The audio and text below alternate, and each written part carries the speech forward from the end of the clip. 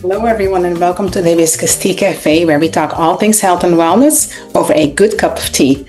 So grab your cup of tea and let's get going. So today, what we're going to talk about is how to shop for the holidays. Today, I went to the farmer's market, and it dawned on me as I was shopping for foods. I thought, gee, this is really inexpensive, nice local foods. Not everything was organic, but everything that was there was affordable. Now, that's a word I want to talk to you about. How can we make affordable meals for the holidays at a time when we just came through a government shutdown, prices are at an all-time high, and everyone is wondering, how do I do this? There are a lot of people out there, millions of people, who have to stretch a dollar and just don't know how they can feed themselves and their families in a healthy way for the holidays. But I'm going to show you how you can do that.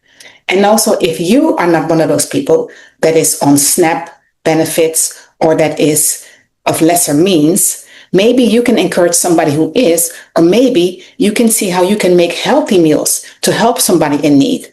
Because there's also something that really, really has always bothered me, and that is that when we help people of lesser means with food, when we help to feed the hungry, we do it with, the crappiest, unhealthy, cheap foods that have very little nourishment. They're just cheap. And I'm asking you that if you are able to afford an extra meal, make it a healthy meal for someone else. Because you see, if somebody's already in distress, if somebody's already worrying about their well-being and that of their children, they're already producing too much cortisol because they're so stressed out. They're probably not hydrating properly. They're probably not eating regularly. So the last thing they need when they do get a meal is to get one that does nothing for them. All right?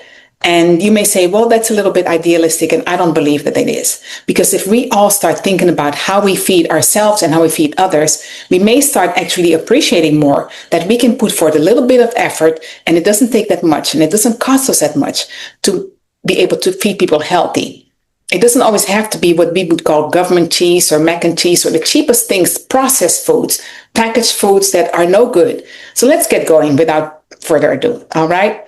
Now let's check this out. When I went to the market this morning, let me show you what I got. This is a $5 bunch of collard greens. Yes, $5. You see that? If I put it in front of me, you cannot even see me. Okay. So I was thinking to myself, well, are we going to eat that many collard greens? Well, again, there are a lot of people in need. So what you can do is you can cook the collard greens and either freeze some, or you can prepare a few packages of collard greens and give it away. Give it to somebody else who may not have found collard greens, because I saw them at the farmer's market, but I also live in a food desert. So my farmer's market that I call my farmer's market is not even in my city. I have to drive about 35 to 40 minutes to this farmer's market to get affordable food. And I have taken many of my neighbors there to encourage them to also go and get affordable food. And there was somebody who took me. So not only was that a real treat for me just to get affordable food, but it's also healthier. Most of the local food is not as pesticide sprayed as the food that you see in the grocery store. So for people who are not able to afford organic food, usually local farmers are not as likely to spray their food as these farmers that grow for the masses. Now, people may not necessarily agree on that, but that's my opinion, and based on my research, that's what I found. All right. Now, with these collard greens, if you're thinking to yourself, what am I going to do with all of this? So while this is not a video for giving you recipes, I do want to give you ideas. There are a gazillion videotapes on how to cook your collard greens without the meat, without the processed meats, without all that salt. And guess what? You can also make chips out of it. You can even, yes, you can make chips. Let me go on that for a minute. So what you can do is you can take your collard greens, you wash them off, and you'll see in the videos that are all over YouTube, you can wash your collard greens off, cut them into bigger pieces, spray a little bit of olive oil, season them a little bit, and put them in the oven at about 225 degrees. And before you know it, you have collard green chips. The other thing that you can do is take your collard greens, take the whole leaf, cut the stem out, and you can use that to replace tortillas for a wrap. For instance, if you are gluten sensitive and you're looking for an alternative and you cannot find gluten-free tortillas, which is what happens to us all the time, then you can use this collard green as a wrap, make collard wraps. And I will do another video and hopefully show you how to do that, all right? But in the meantime, go on YouTube and check it out, how to use your collard greens for wraps. Everybody has a phone. So even if you're of lesser means, everyone has a phone. And the thing that I encourage you, whoever you are that is watching this video, whether where everything is fine, you're not lacking for anything, or whether you're of lesser means, I'm encouraging you to get creative. Because if we get creative, we can also find how we can do this with less money. All right. It is not expensive to eat plant-based food. It really is not. It is expensive to eat comfort food that is plant-based and processed. But whole food plant-based food is not that expensive. And I will continue with this so you can see how. Now, the other thing that I did at the market today, so that was $5 for collard greens that will probably, if I were to cook these collard greens, this will last me more than 2 weeks. That's how much this is. Then I went and got cucumbers, $1 a piece. So I can take these cucumbers and then I can chop them up. I can either pickle them a little bit, add a little bit of vinegar to them, or a little bit of balsamic vinegar, maybe a little bit of salt and pepper, and you can give that to your children as a little snack. It doesn't always have to be some big, elaborate thing that you're eating, but it's hydrating. It's very hydrating. So you're literally eating your water when you're doing this with the cucumbers. It's very refreshing, very cleansing, hydrating, and all of that. So you can do that by just eating cucumbers. So if you're thinking about, well, I don't have money for the holidays, or I don't have any money for snacks. Snacks are processed most of the time. Because when we talk about snacks, we usually think about something in a bag or in a box with lots of ingredients. And if you've done any listening to the news for the last decade or so, we know that a lot of the ingredients that we still use in the United States of America have been banned in other countries. And incidentally, my husband and I had the pleasure of living in the Middle East for 7 years. We lived in Abu Dhabi, and we could see that some of the things that we would traditionally buy that we may think were American had half the ingredients of the same product that it had in America. So the one thing I also encourage you to do during the holidays is to really stick to plant-based whole food that has the only ingredients that are in there are natural, not processed ingredients, not ingredients you can't pronounce, not ingredients that are not good for you, because if you can't pronounce it, you probably should run from it, and things that you feel comfortable with so you actually know what you ate. All right. Then we have tomatoes. Tomatoes are known for the lycopene. Very healthy. Now, again, you can also cut this up and you can snack on them. Sometimes when I have a little snack, if you will, it consists of some cucumbers, some tomatoes, and maybe some microgreens, or even some bell peppers. And eating plant-based whole food also gives you an appreciation of the actual taste of the food. We are so used to cooking our food, overcooking our food, and getting the taste of maybe the seasonings, but not the actual food. And if you start thinking about not processing your own food, even when it's whole food, then you will start getting a better sense of what it actually tastes like. And if we do this with children at a younger age, they will start appreciating the taste of whole food instead of first appreciating the taste of processed foods and candies. It always saddens me when I hear people tell me, parents, that they're having the hardest time giving their children vegetables because they just don't like it. They refuse. And while there may be some biological issues with their gut that could prevent them from being able to digest the food, for the most part, the parents that I talk to are parents who have also given their children lots of sugary foods, and therefore they're probably becoming addicted to the high fructose corn syrup that's in those foods and not liking this raw, fresh food. Okay? Now that we've talked about the cucumbers and the tomatoes and the bell peppers, you can put all of this together, and guess what? You can make a salad with that. And then If you don't have lettuce, that's fine. You have 3 colors of the rainbow, or maybe 4, because you can have yellow bell peppers, red bell peppers, you can have orange and green.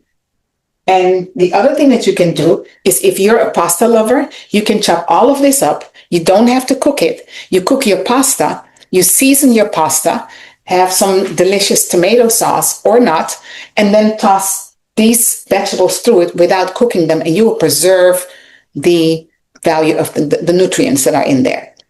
But if you're somebody who has to have cooked stuff, then I would say, just if you cook your pasta, season your pasta, put the bell peppers and the tomatoes in it first, because guess what? If you do that when the pasta is hot, it technically does cook the food a little bit, but it doesn't overcook it. So the minute you start applying heat to your food, you are depleting it from the nutrients. That's just a fact. How much you're depleting it depends on how much heat you apply and for how long you apply it. So a little bit of heat is not the problem, but at the same time, why not try to preserve this? And especially for these holidays, where I'm trying to encourage you to really focus on whole food and getting the whole nutrient panel, because we're living in such stressful times. We're living in such uncertain times, and times where everything is just full of, just bad news and lots of excitement. And we want to lift each other up. And one of the things that whole food does to you, based on what research has shown, it improves your mood. So if we want to have mood boosting foods, we want to have foods that are not as processed and food that are not as cooked. All right. Now, the other thing that I have here, continuing with the salad, is my green onions. I absolutely love green onions. You can chop these green onions up and add them to the salad. So you see there's a picture that's coming there, right? It's still a very humble salad, if you will. It's not the one that you see in the restaurant with all this stuff piled up on it, but that's okay. You can chop this up, add that to your salad or to your pasta, and you can saute it a little bit or just uncook. I usually just chop this up. I do not cook my green onions. I always use it at the end of whatever I have cooked. And then if I don't cook something, if I eat raw food, because I do eat a lot of raw food, then I just toss this on there, and it's just delicious. The other thing that I like to add to my salads is cilantro. So I bought this bunch of cilantro for $1 at the farmer's market. And then what I did was I chopped the bottom off and then put it in a glass jar. So this is how I store it in the refrigerator. So it keeps fresh instead of wilted. And then as I need it, I just pluck some cilantro from it and continue to put it in my food.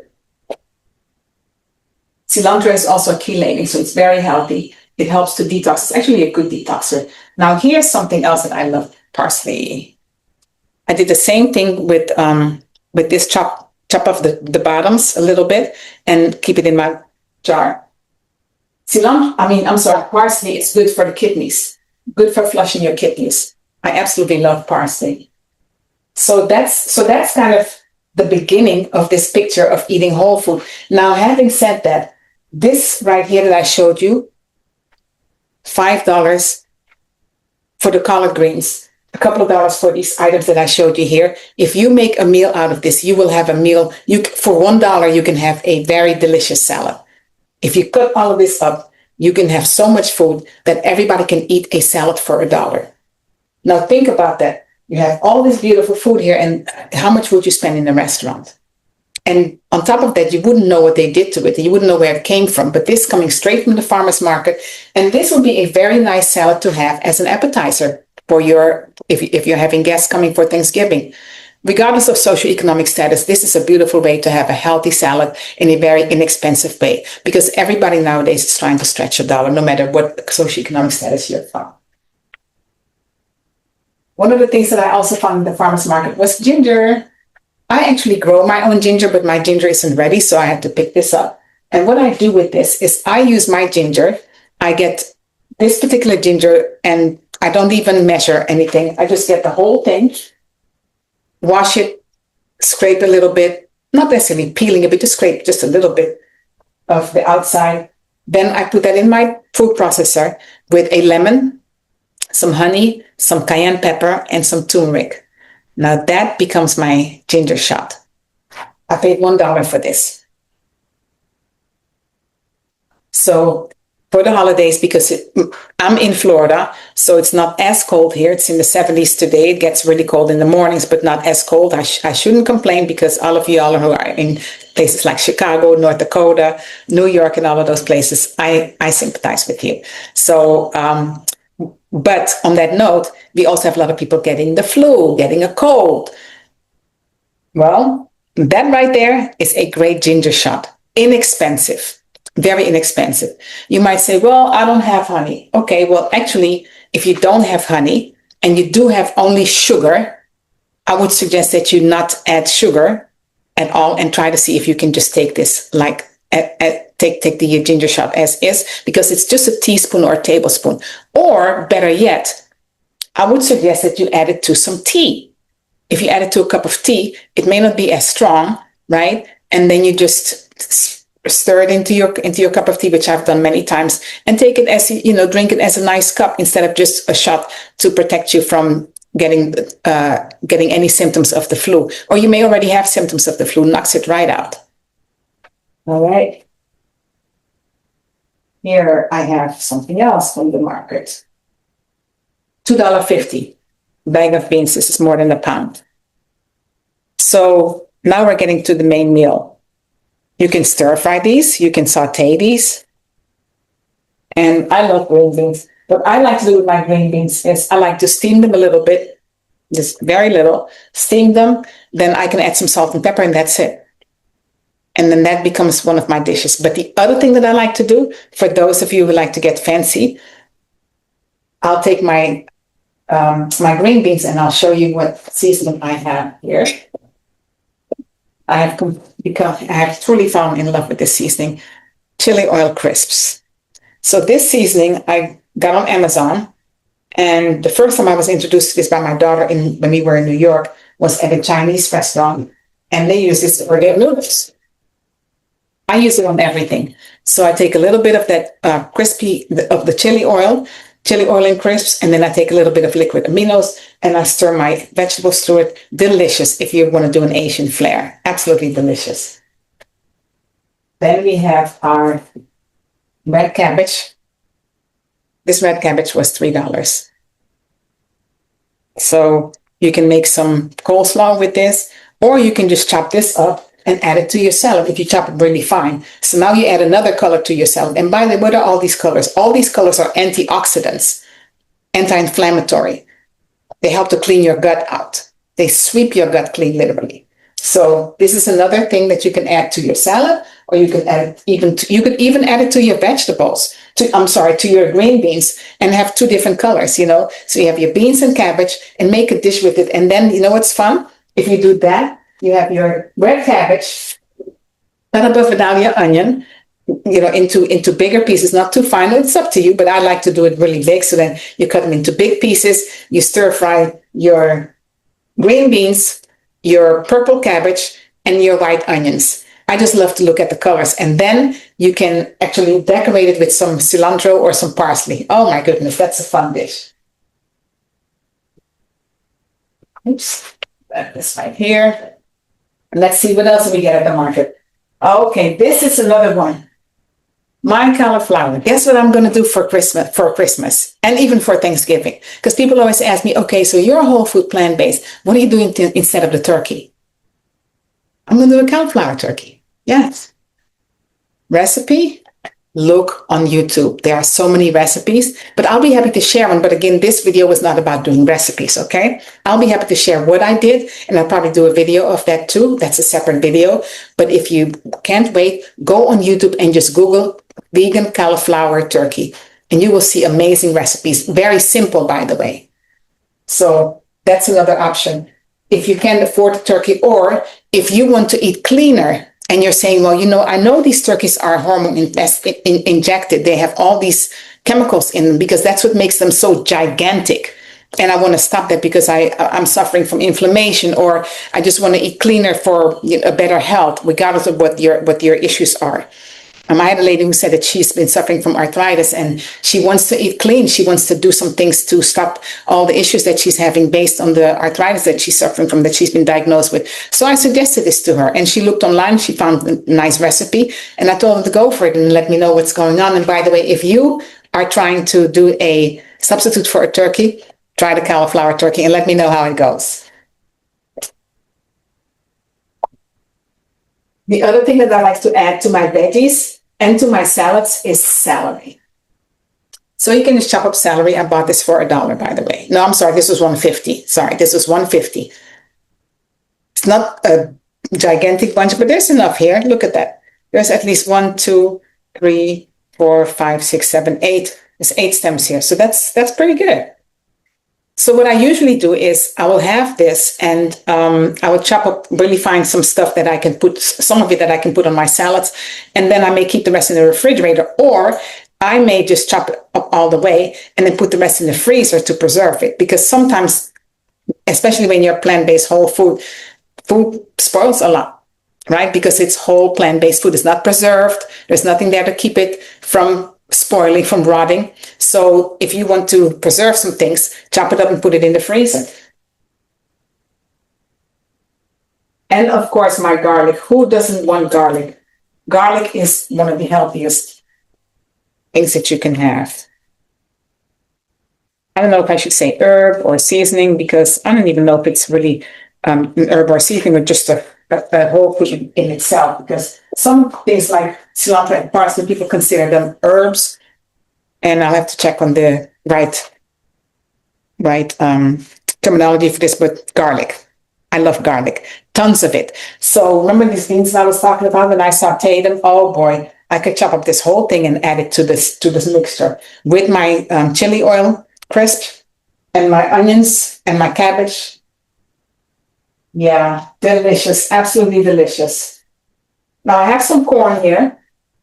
My husband loves corn, and lately my daughter has started to love it as well. So I just boil my corn, and then we just eat it on the side. You don't have to season it at all, but you can. But the corn I get from the farmer's market is usually very sweet. $2 for 2, 4, 5. $2. Now what I did get, that's a little bit more pricey. I did not get this at the farmer's market. I got this at Sprouts, purple sweet potatoes. I absolutely love purple sweet potatoes. After watching the Blue Zones and seeing how people in Japan use this as a daily staple, brain food, I said, you know what? I'm going to have to try these. And so we've been eating purple potatoes for about a year. Delicious, absolutely delicious. And they have a subtle sweetness to them that's a little bit different from sweet potatoes, but it's pretty good. I have made brownies with this. I have made cupcakes with this. And actually, when my husband wants his lunch, he just bakes a purple potato, and he just eats it like that. Nothing on it, just delicious. But try it for yourself and see, how you like it, and let me know. I'd love to hear from you. But this is another thing that you can add to your Thanksgiving table that may be a little bit on the pricier side. I believe this bag was $7.99. Don't hold me to it, but it's somewhere between $7 and $8. You can check online with Sprouts and see what it is in your area. So this is where I splurge a little bit, because there is nothing that's going to replace your health. So if you can afford it, splurge on good stuff, not processed stuff that actually helps your health, stuff that's good for health and wellness, not stuff that's just good for your emotional health, so that you can feel good and then afterwards suffer physically. All right. Another one of my favorites is microgreens. Every week we get a bunch of microgreens because it's, number one, it's tasty. It's packed with nutrients, absolutely packed with nutrients.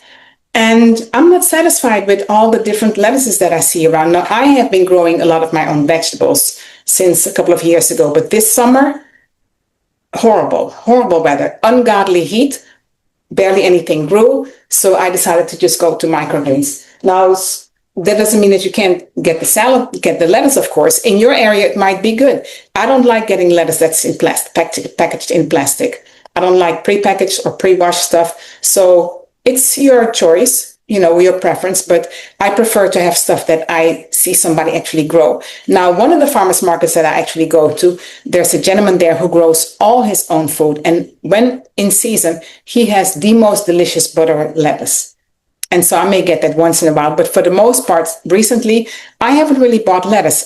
We do microgreens. So we may do a salad, going back to the salad, right, to the appetizer, do a little salad with some microgreens, some cucumbers, some tomatoes, some bell peppers, some green onions, and a delicious balsamic vinegar. That's it. That's it.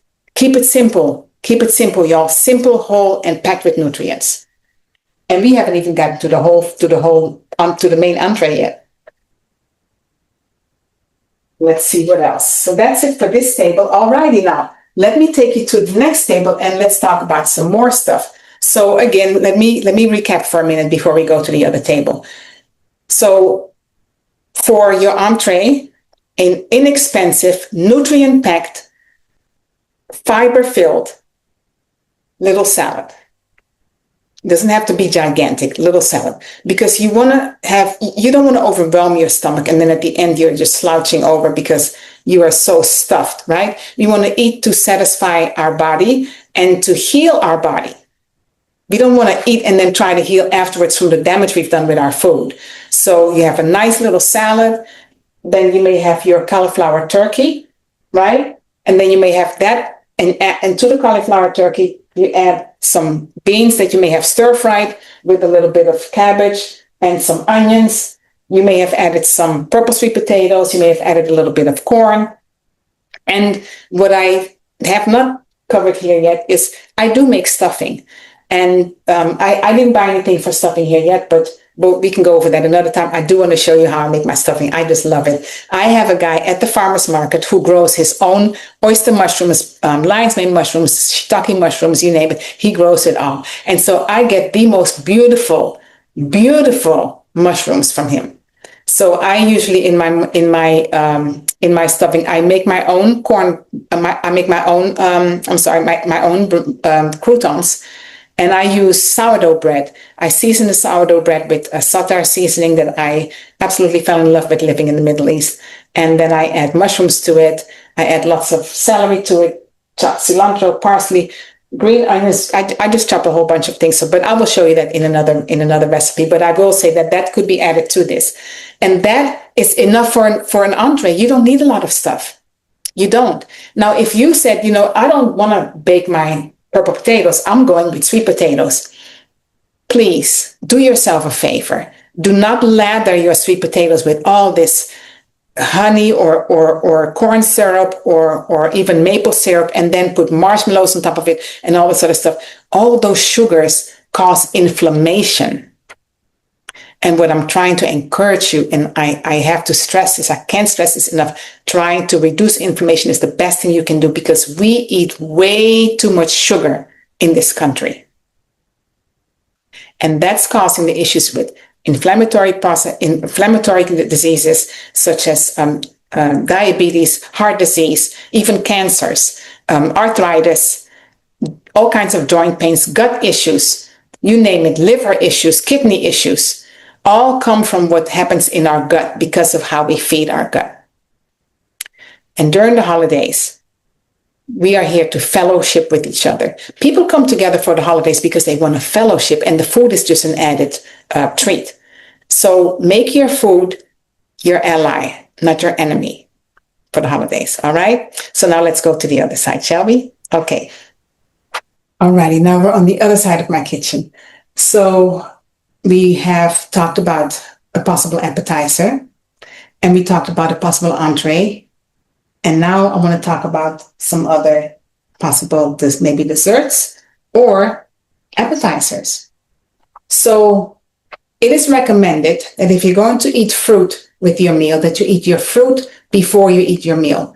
Because what you're doing is you're eating these, what I call little mono meals, that are easier to digest than all your food. So if you pack this with all the other things in your food, your stomach kind of, to put it in a simple way, your stomach can kind of get confused and you may not have the proper digestion because you're adding fiber and acid and alkaline and all of that together. And your stomach is saying, whoa, that is a little bit too much. And then you add all the seasonings on top of that. that may not be so good. So I recommend that you eat your fruit before you eat your meal. And so to do that, you can make little fruit salads.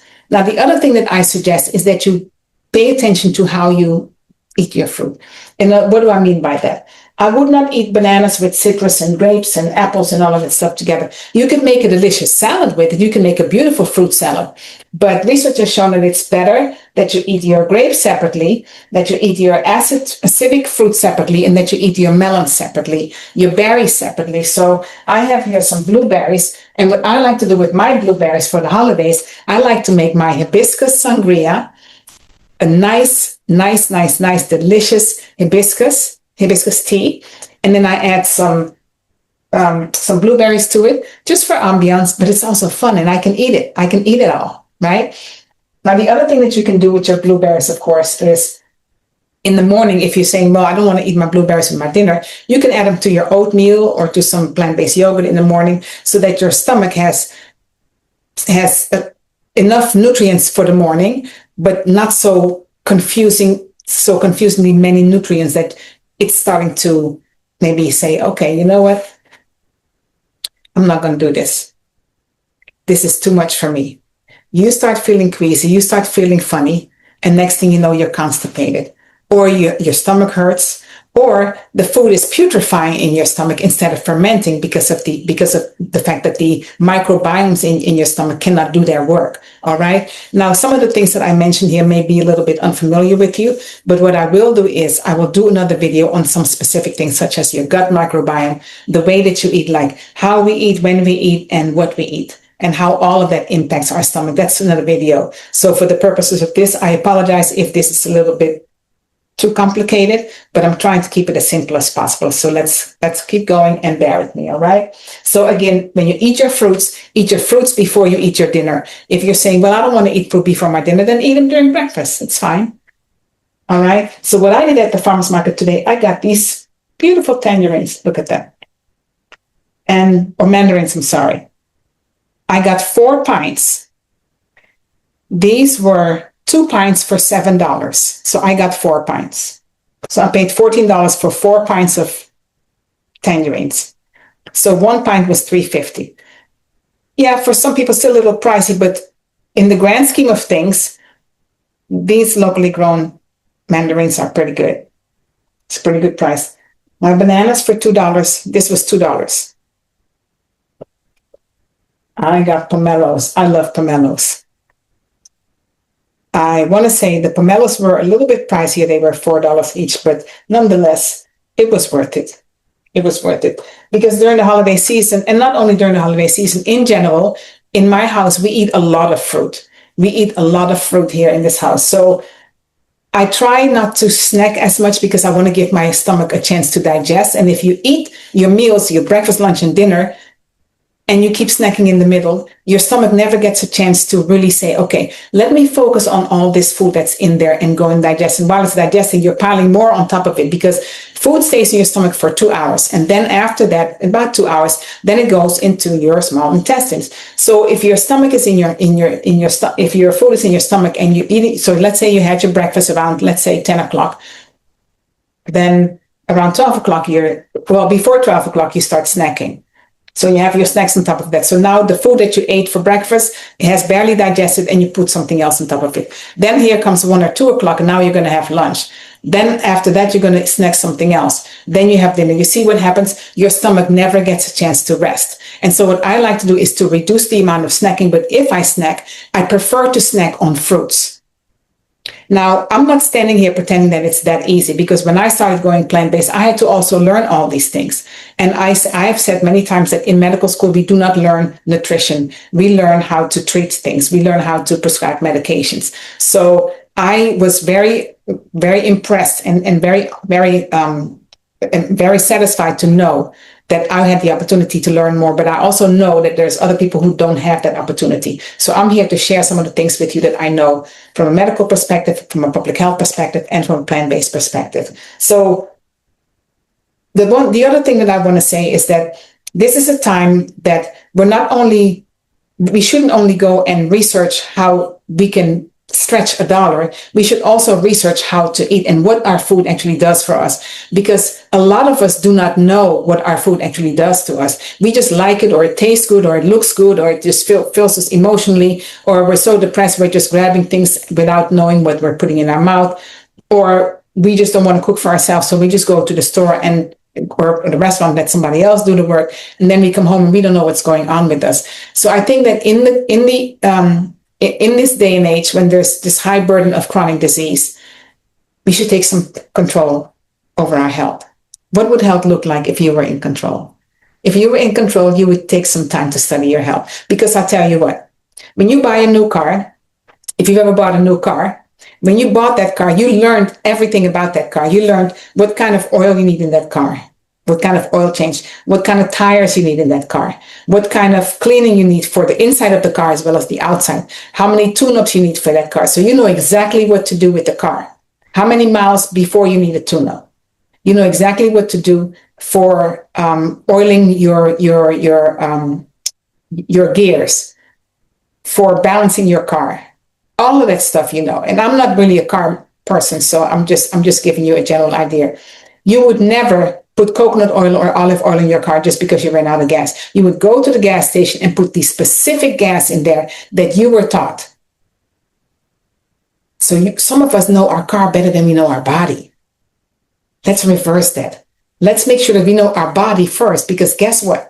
That's the most important thing to us that keeps us alive. The car doesn't keep you alive. It's a means to an end, but your body is your life. So know what you put in your body. Know what the nutrition does to your body. Everybody has a cell phone, or mostly everybody has a cell phone, I'll say.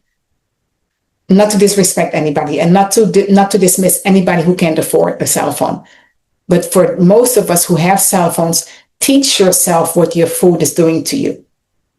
So many of us go through life, and later in life, we finally understand what our food is doing to us. And all these years, we have literally been abusing our body.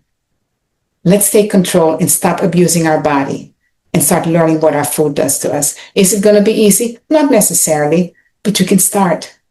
You can start this year. So you can make your little fruit salad, as I said. You can also use these things for breakfast. I suggest that you not start breakfast with acidic fruit, acid-forming fruits. And I also don't suggest that you start with grapes, because grapes can spike your blood sugar. All right? I suggest that you start your breakfast with the mildest fruits. So berries, berries, berries. And also dragon fruits, which I do not have today because they did not have them. But my husband and I are, we usually have berries or dragon fruit in the morning, so that we have something that's low glycemic index. In other words, something that does not spike your blood sugar.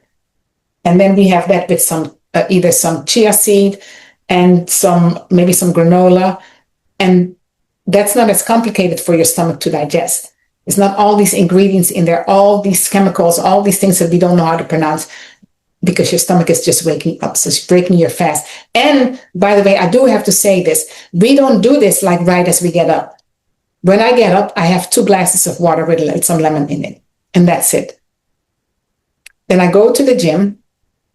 And when I come back, I may have a fruit smoothie. So I have a mono meal, a fruit smoothie. And then after that, by then it's probably around 12 o'clock, if not later. And then I go into my first meal for the day. So I am slowly breaking my fast. Some of you may say, what? How can you do that? Well, I was raised that your breakfast meal is the most important meal of the day. You're right. How you start your day, how you start feeding your stomach is indeed the most important, but that doesn't mean it's the biggest meal. So when I was coming up, that the most important meal then implied that it should have been the biggest meal. No, your stomach just woke up. Your stomach just wants to sleep. Imagine if you're in your room, right? I'm going to give you an example. Let's say you have 10 children. Who does it these days, right? I know, but I know my grandmother had 12 children, so it's possible. So, and there are still people who do have a lot of kids. So let's, for conversation's sake, there's 10 children. And they all bum rush you into the room at the same time. And you just open your eyes. You're confused. It's like, wait a minute, get out the room, let me get up. So then one at a time comes in and starts talking, mommy, da da da da, mommy. So then you can actually process what they're saying. Your stomach works the same way. Your stomach does not want to be bum rushed with a whole bunch of food when it just woke up. So a mono meal. Start with a mono meal. All right?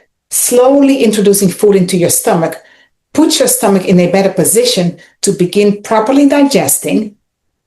Your microbiome properly figuring out what to go, which of the millions of microbiota that you have should be in action first, and properly fermenting your food when it goes into your intestine, into your small intestine, instead of not being able to digest all your food and it not properly being digested and pushing and going into your small intestine, because it's going to go into the small intestine. And then it putrefying instead of fermenting. And now you get all sorts of problems, starting with inflammation. And the rest goes from there. All right? To the point where you can get constipation, irritable bowel syndrome. You can even get other things like maybe even leading to infection, leading to ulcers. And this is also how potentially colorectal cancer begins. Remember what I said at the beginning, all things start in your gut. So let's say that you want to do a charcuterie, right? During the holidays, we also see a lot of charcuterie platters. I often see charcuterie platters with cheese, salami, fruits, and things of that sort. I suggest that you stick to a charcuterie platter that does not have processed foods on it. Because again, what we're trying to do this time around is to eat whole, more whole, and healthier, right? So are we breaking tradition? No, we're not breaking tradition. Tradition has to adjust because our food has changed. So we're not breaking tradition in terms of, fellowshipping and celebrating with food, but just, adjusting, because we know that 70% of our food in the United States is toxic. 70% of our food is toxic. Imagine that.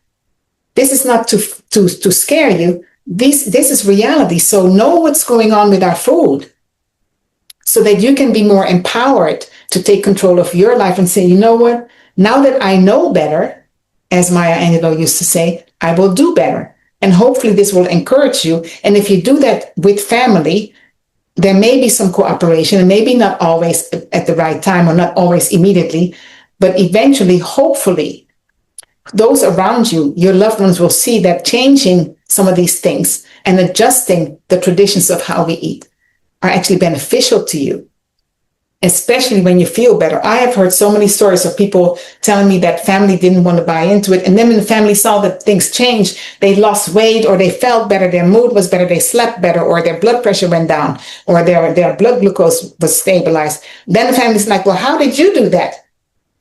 So sometimes it's a little challenge to get family to buy in, but you can get started. You can get started. Now, I have a lot of pasta lovers, so today I bought some pasta to just show you some other ideas.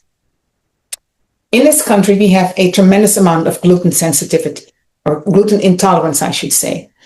And if you look at the trajectory of chronic disease that is related to gut health, so gut health issues, and when we started hybridizing our food, the numbers kind of go side by side. So when our food became more processed and more hybridized, we start seeing more gluten issues, especially with our flours and our bleached flours and enriched flours that are actually wheats that are stripped from all their nutrients and then processed and then enriched with nutrients that are artificial and not natural. So I like to get pastas that are high in protein. So this red lentil pasta might be an idea for you, for the people who love to make pasta or pasta salads for the holidays. There's also a chickpea pasta, excuse me. So between the two of these, I do not get anything from this. I'm not being promoted by these. This is just what I got from the store. So just for clarification, and there may be some others at your store. All right. But these are some good ones to try for the holidays, as if you want to make a pasta. I know that a lot of times I've seen families make, even in my family, we used to make potato salads and chicken salads and stuff like that.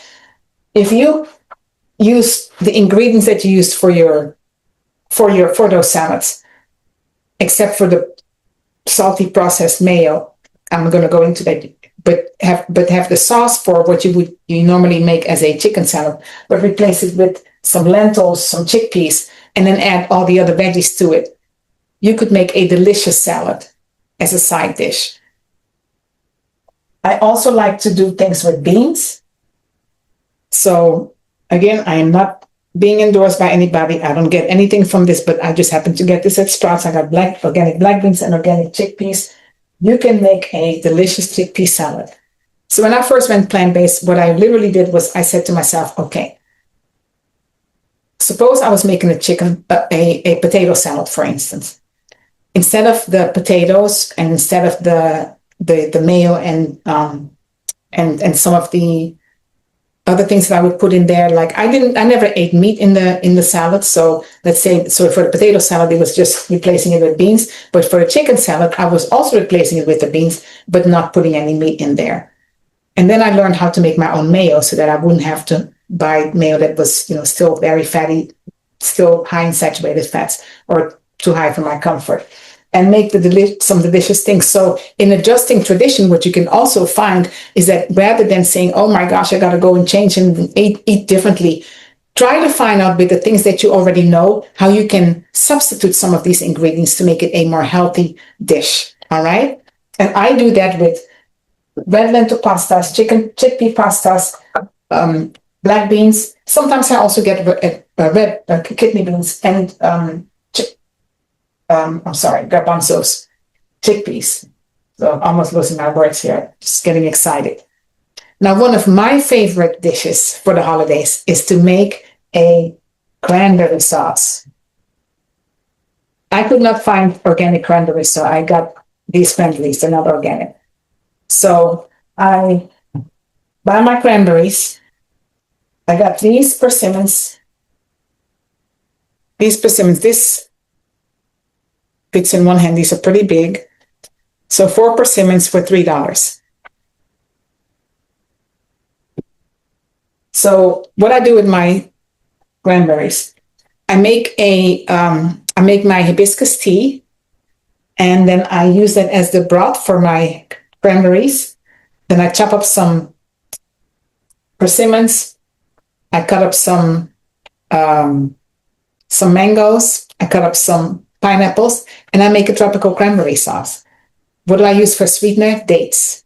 So I soak dates, and actually I put everything in the pot except for the mangoes and the pineapples and the persimmons. So I put the cranberries in there with my hibiscus tea and the dates. So that's the sweetener. I have used other sweeteners before. I have used turbinado. There was a time where I just used brown sugar. So, but I try to get better at it. So we're all trying to do, better every time that we know better. So then I use my dates in there and let it simmer in the pot. And I love it when the cranberries start popping. So when they start popping, then I stir it and stir it and stir it. I add some cinnamon to it. I add some nutmeg to it. I add all kinds of stuff just because I add some ginger to it because I love that ginger flavor. And once most of the cranberries are popped, if you will, then I just kind of stir it so it starts becoming a little more mushy. And then I add my fruits to it because I don't want to overcook the fruits, right?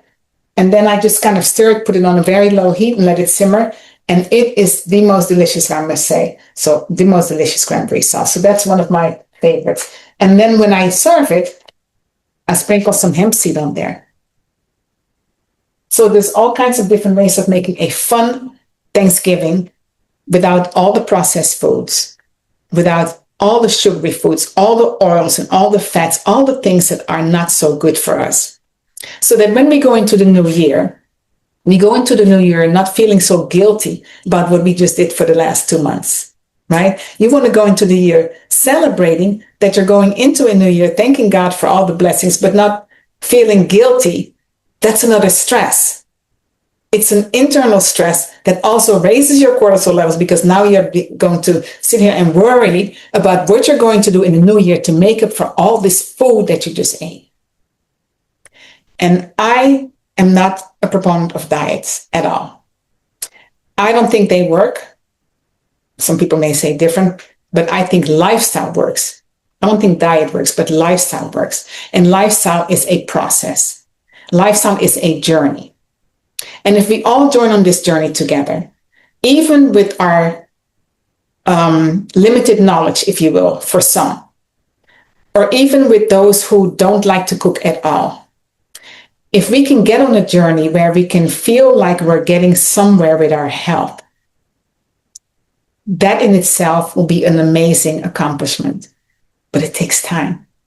So I encourage everyone to take the little bit that I shared here, because there's so much more, but start thinking a little bit about what parts of this can you take and start adjusting your traditions to a more healthier lifestyle and a more healthier tradition. Because there's nothing wrong with tradition. There's something wrong in using tradition to worsen your health. Tradition should be something that we celebrate, not something that's to our detriment. All right? So thank you for listening. And we're going to do more videos. We're going to also do some cooking demonstrations. But I hope that this has given you some encouragement. And the last thing that I want to say is, if you are anywhere near a local farmer's market for this season, try to shop more at your local farmer's market. Not only because local is better, locally grown food is better, and that you have food that is whole and unprocessed, but also in this time, let's support our farmers. The farmers need you just as much as you need them. So on that note, you have an amazing holiday, and let's stay encouraged. And until the next time, enjoy your cup of tea. Bye-bye. Thank you for joining us here at the Hibiscus Tea Cafe. Please don't forget to like, comment, and subscribe, and share the information. Your health is your wealth. And I know that there's someone here that you know that can use this information too. So don't keep it to yourself. And join us next time. Until then, enjoy the tea.